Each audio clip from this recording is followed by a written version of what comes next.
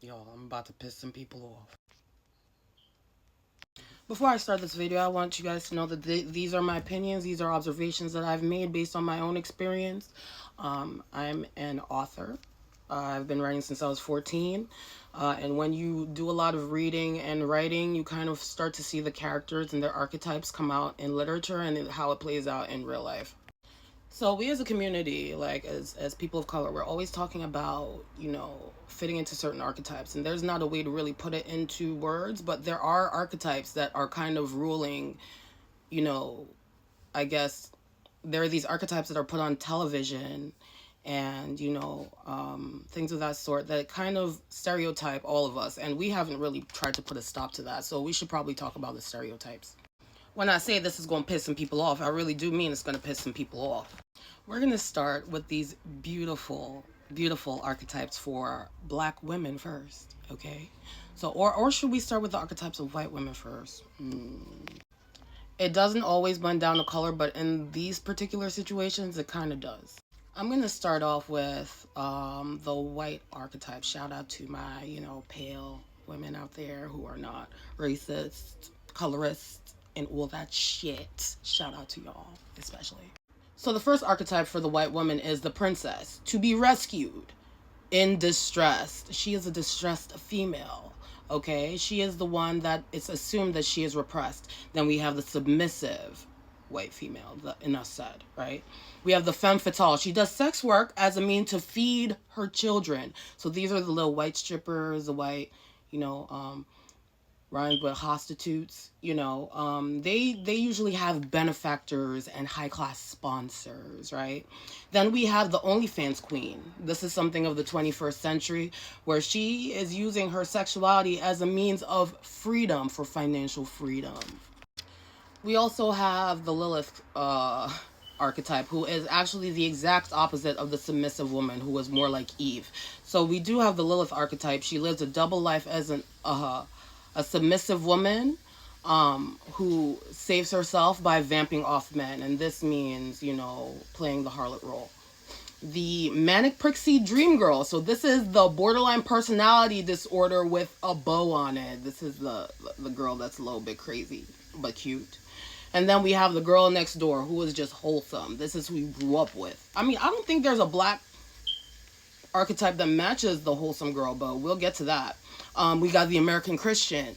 So these are what some pale racist people like to call themselves when they pretend not to be racist. They like to play in your face while they believe in the curse of Cain and that black people are actually inferior to pale people. The Karen, the most famous of all. And then you got the Becky. So Becky's attracted to black men. She competes with white women. I'm sorry. She's attracted to black men and competes with black women, not white women, black women. Those are the female archetypes for the white woman. So now we're going to get to the female archetypes for black women. So the most famous of all we got is the mammy, the black female archetype. So the mammy, she is a full figure black woman who is the Jill of all trades. She knows how to do everything, and she is underpaid, overworked, and happy. This is the mammy. A lot of us get thrown into that stupid ass mammy archetype. So anyway, the next one is the femme fatale. This is the woman that everyone wants but can't attain, as she's the man eater. She's the harlot. She's the one that doesn't settle but has everything. Okay. Then you have the jungle bunny. She's attracted to the slave master. She only likes pale men and always the most desired but the last to wed. Because why? Slave master owns the black woman. She's not the one that's married, but she's the one that's more likely to be married, right? Allegedly. Most desired, allegedly. Then we have the intelligent spinster. These are the women who are too smart and independent and they don't need a man. Usually they raise their kids by themselves and end up being bitter, right? Then we have the baby mother. So this baby moms this is usually the guy who has no mom growing up or, has some kind of issues with their mom. And what they do is they create a mother figure through their baby moms who they could throw all of their actual anger onto instead of the women who they really should be holding accountable for their actions. Notice I just said the baby moms. I didn't even throw in there the bitter baby moms, all right? The pick me. So this is the bitch that you know, she's okay with having him for the weekend, if you get what I'm saying. She's okay with sharing the man. She has no problem being she's a little close to the side piece, but we're gonna get to that, because you don't have to be a side piece to be a pick me. You could be a pick me without being a side piece. So those are interchangeable, okay? No one wants them, so they put up with anything and anyone for attention, okay?